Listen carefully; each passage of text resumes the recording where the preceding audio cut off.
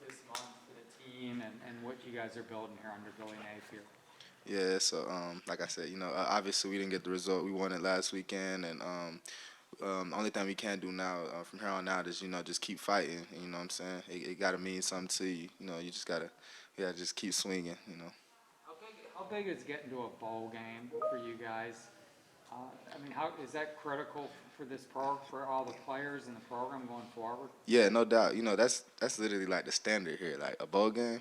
So I feel like that's definitely something that we I don't want to even say expect, but it's more so like we're working to get to that most definitely. Did you play at the A&M game in 2020, or Yes, were sir.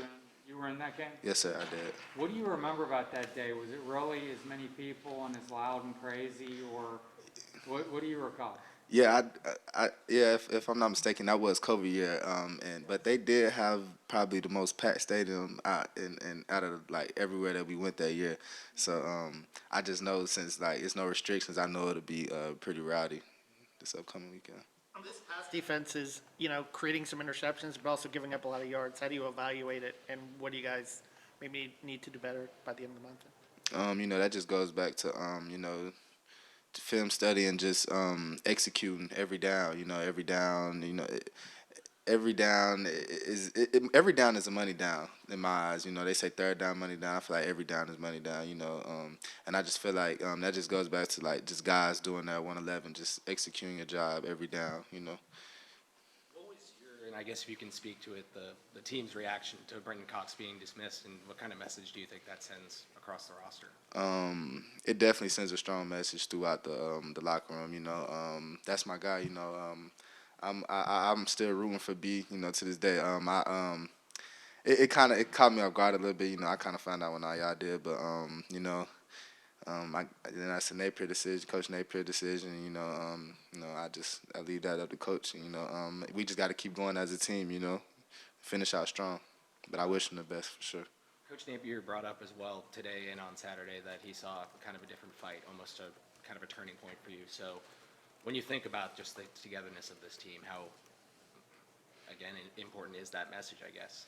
Yeah, that just goes to show, like, when we're all together on one page and fighting, really the sky's the limit. I feel like honestly, when we're all just fighting for one goal, I seen something on Twitter the other day. It was like when no one, I think it's from the Seahawks, like when he said something about when no one is looking to be rewarded with the crown, like just the team success just it skyrockets. So I feel like that's an approach that we should must take. Brent's your roommate? No. Oh, you said my guy, and you Oh said no, calm that's just down. my guy. Yeah, I'm saying that's just. No, but then you said something afterwards, and I wasn't quite sure what it was. Nah. Jaydon, you came in with Lloyd. Obviously, this is a big opportunity for him now. Just what have you seen from him and his development and him being able to step up?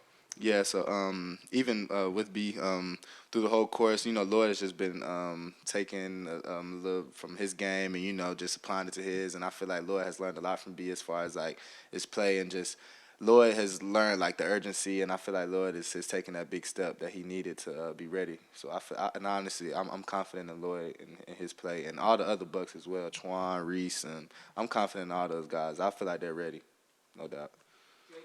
Patrick Tony has taken a lot of blame from the fan base, particularly for just the defensive struggles.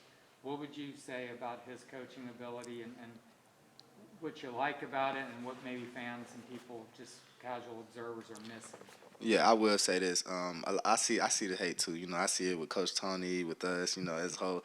I honestly feel like fans should just take a step back and just really like understand. Like Patrick Tony is definitely he's definitely a great coach. Like it's and I know it's hard to say with the results that we're given, but that just goes back to we just have to be on the same page as far as just players. We have to execute it. Patrick Tony can only do so much. Coach Tony, he gives us the calls, and we have to execute it. So I you can't fault Coach Tony.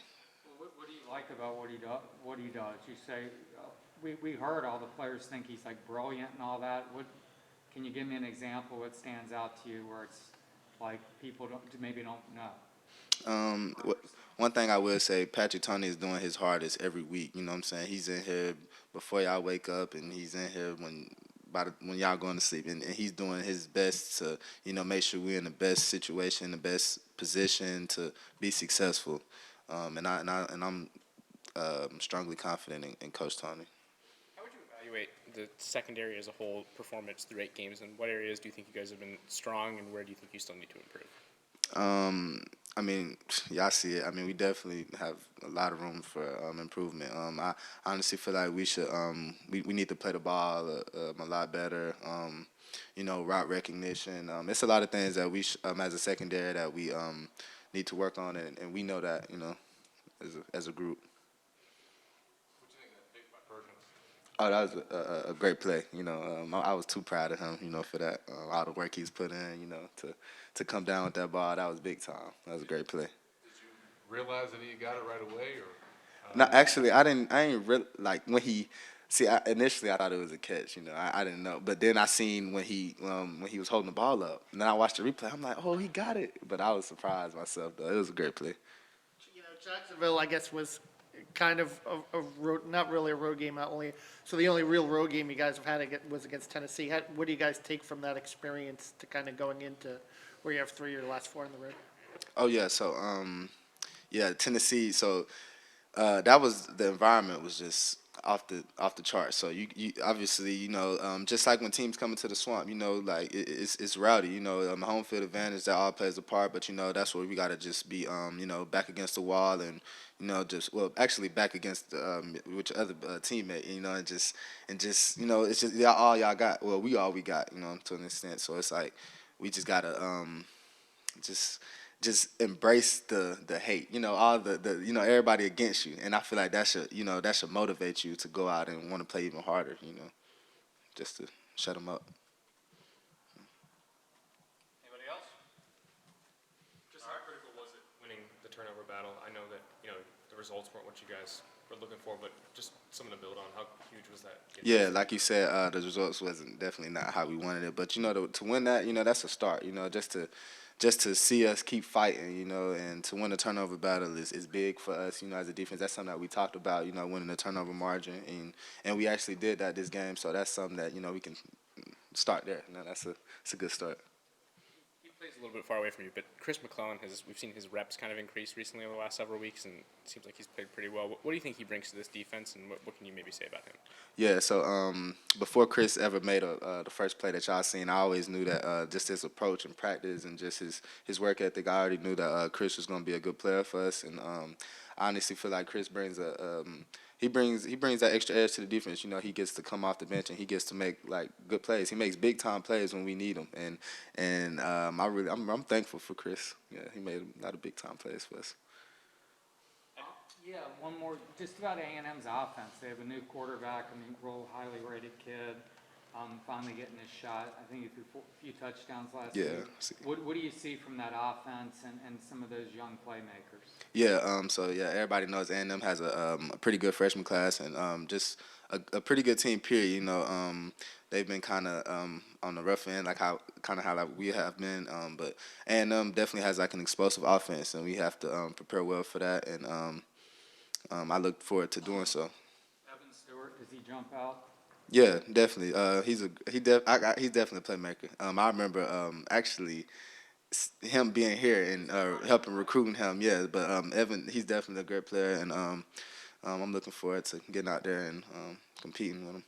What's that? Yeah, he stood out at Friday Night Lights. Mm-hmm.